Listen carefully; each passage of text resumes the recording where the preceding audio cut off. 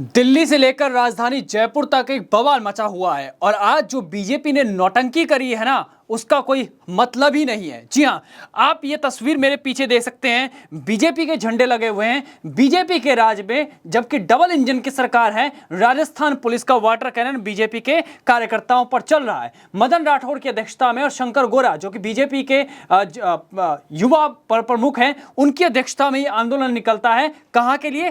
कांग्रेस का घेराव करने के लिए। मतलब कितने कमाल की बात है कि सत्ता बीजेपी की है, केंद्र में भी और राज्य में भी। उस वक्त में बीजेपी निकली है कांग्रेस का घेराव करने के लिए। इतनी बेवकूफी, इतनी मतलब क्या कहूं मैं, इस बात पर समझ में नहीं आता। किस बात के लिए घेराव भाई साहब? क्योंकि कल राहुल गांधी ने प्रोटेस्ट किया पीएम आवास के बाहर। एक एलओपी, एक नेता प्रतिपक्ष प्रधानमंत्री से सवाल के जवाब मांगने गया था। आपकी सरकार उनसे बात करने गई थी, राहुल गांधी को उठाकर ले जाया गया, जिसके बाद कल कांग्रेस ने, राजस्थान कांग्रेस ने जयपुर में विरोध प्रदर्शन किया गया। वहां पर गोविंद सिंह डोटासरा, अशोक गहलोत को डिटेन किया गया, पुलिस उनको अपने साथ लेके गई। इसके विरोध में हमारे सामने ये तस्वीरें सामने आती है। मैं एक बार फिर से दिखाना चाहूंगा, जहां पर बीजेपी के कार्यकर्ता कांग्रेस का घेराव करने गए हैं। इससे ज्यादा मजाक, इससे ज्यादा भद्दापन कुछ भी नहीं हो सकता आज की डेट में। ये आज की डेट की तस्वीरें हैं। और सबसे बड़ी बात इसमें, यहां पे एक नेता है हमारे गोपाल शर्मा, बड़े अच्छे नेता हैं, वैसे तो बहुत ही सॉफ्ट स्पोकन नेता हैं, काफी चीजों की नॉलेज रखते हैं। अब जरा उनका बयान भी सुनिए। अपने परिवार को एक कर लें, माँ बेटे साथ में तो नहीं रह सकते, देश को क्या एक करेंगे, नौजवानों को क्या एक करेंगे। सोनिया गांधी दूसरे घर में रहती है, राहुल गांधी दूसरे घर में रहते हैं। नौजवानों पर लाठीचार्ज, माँ बेटे ही एक नहीं है, नौजवानों पर लाठीचार्ज हुआ था। तो हमारे ऊपर कर दो। सुन लिया आपने, ये हो रहा है देश के अंदर। अब इसको नौटंकी ना कहा जाए तो और क्या कहा जाए। सवाल सिर्फ इतना था कि नीट पेपर लीक को लेकर धर्मेंद्र प्रधान इस्तीफा कब देंगे। यह बात भी जग जाहिर है कि धर्मेंद्र प्रधान इस्तीफा नहीं देने वाले। इसका कारण भी मैंने अभी कल ही के वीडियो में बताया था कि क्या कारण है कि प्रधानमंत्री मोदी है, उनकी सरकार जो एनडीए सरकार है, अभी झुकने को तैयार नहीं है। इसकी वजह यह भी है कि कई देश विरोधी संगठन इस मामले में अभी भी लगे हुए हैं। लेकिन जो इस तरह की तस्वीरें सामने आती है, जहां पर आप देखेंगे कि बीजेपी के ही नेता, बीजेपी के ही राज्य में कांग्रेस कार्यालय का घेराव करने जा रहे हैं। अब मेरा सवाल यह है कि क्या यहां पर संसाधनों का दुरुपयोग नहीं है? क्या यहां पर जनता के टैक्स के पैसे का दुरुपयोग नहीं हो रहा? अरे किस बात का घेराव करने जा रहे हैं आप? ये एक तो एक कॉमन सेंस वाली बात होनी चाहिए ना। बीजेपी के नेताओं से भी सवाल है कि राहुल गांधी ने एक सवाल ही तो पूछा था, आपके नेता भी तो उनसे मिलने गए थे। हाँ, राहुल गांधी ने बिना बताए पीएम आवास का घेराव किया, जो कि एक गलत चीज है। गलत इसलिए क्योंकि पीएम आवास सबसे सुरक्षित माना जाता है और इस दौरान कुछ भी अनहोनी होती तो कई सारी बातें निकलकर सामने आती। खैर आगे बढ़ते हैं।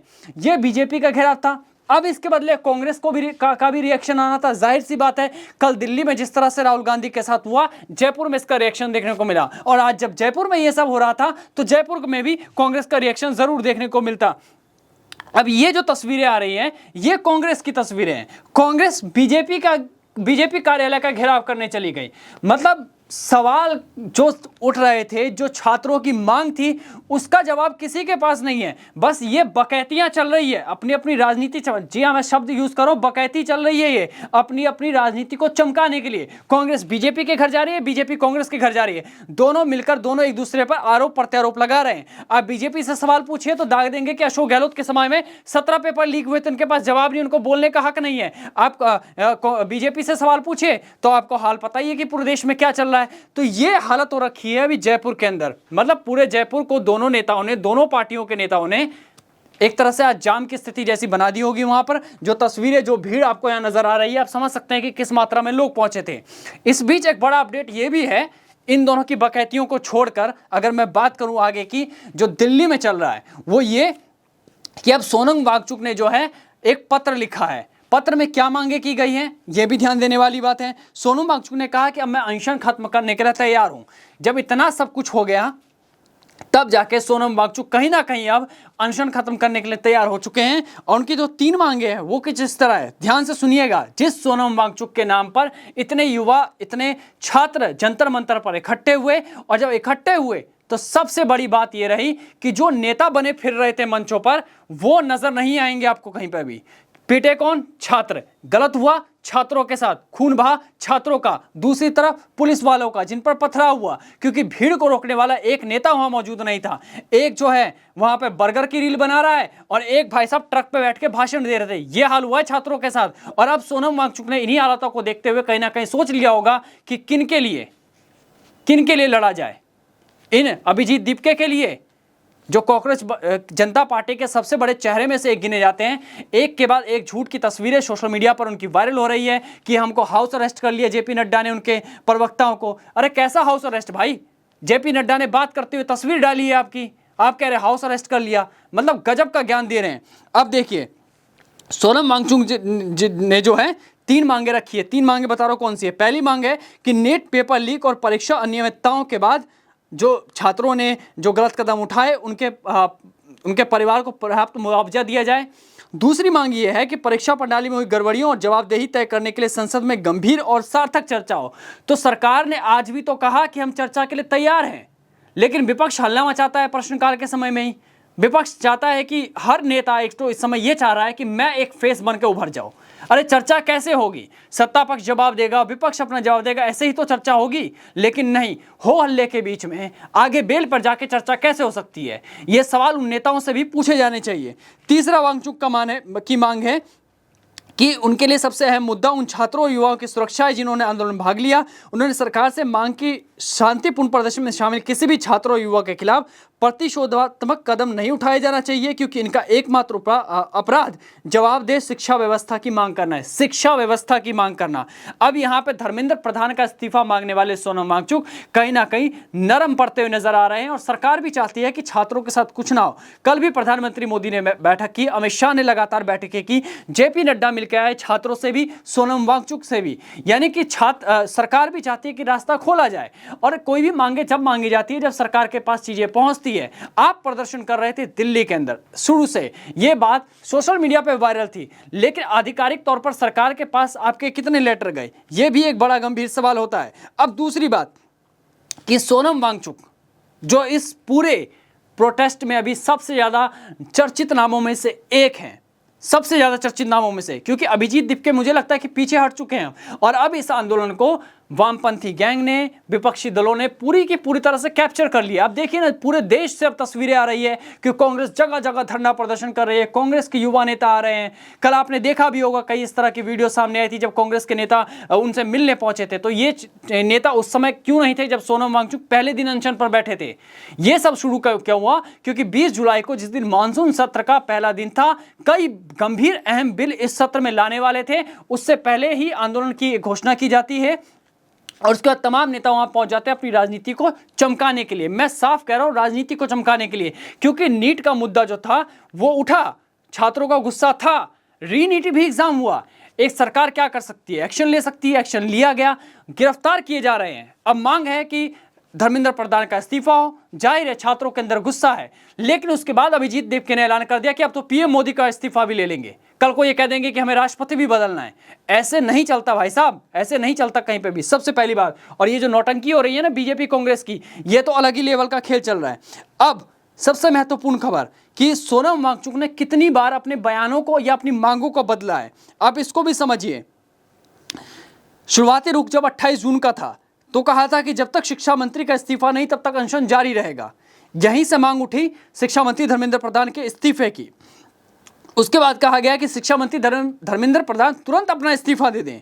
ठीक है, फिर सख्त कानून और मुआवजे की मांग भी आई गई इसके अंदर। इन मांगों में पहला बदलाव आया 19 जुलाई को, जब कहा गया कि इस्तीफा ना सही, संसद में बहस का ही वादा दे दो।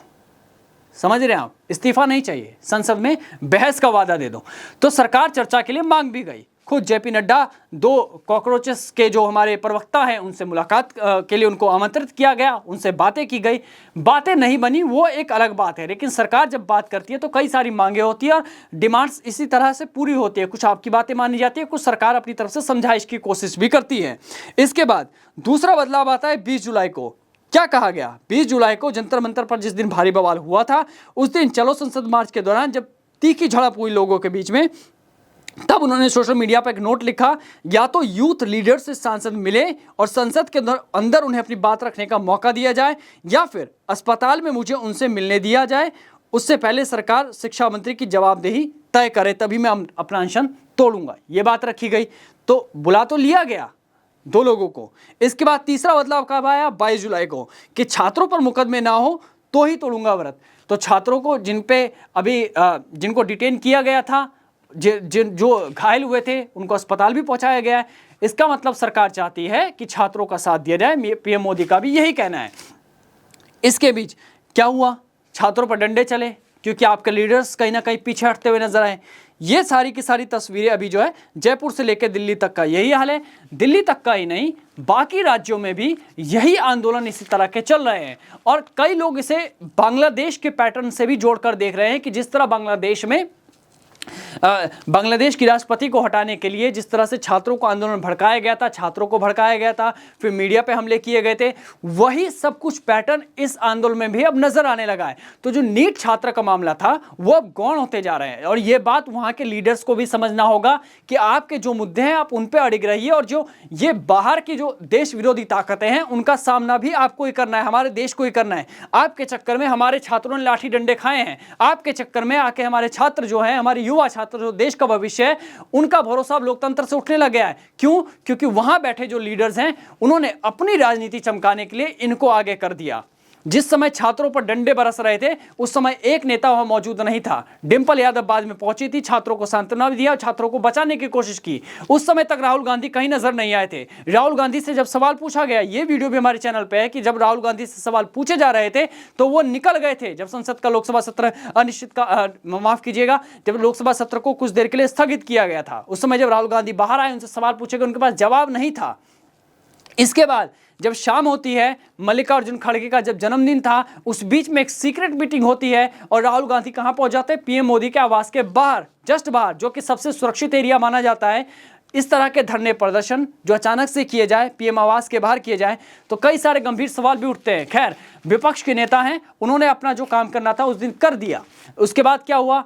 दिल्ली पुलिस भी आई, लेकिन उससे पहले केंद्रीय मंत्री या पीएम मोदी के सरकार की तरफ से मंत्री वहां पहुंचे थे। आप सोचिए कि एक मंत्री जो है राहुल गांधी से बात करने गया, एक मंत्री जो है कॉकरोच जनता पार्टी के जो संस्थापक है या कहे कि प्रवक्ता है, उनसे मिलने के लिए पहुंच रहे हैं, एक मंत्री जो है घायलों से मिलने पहुंच रहा है।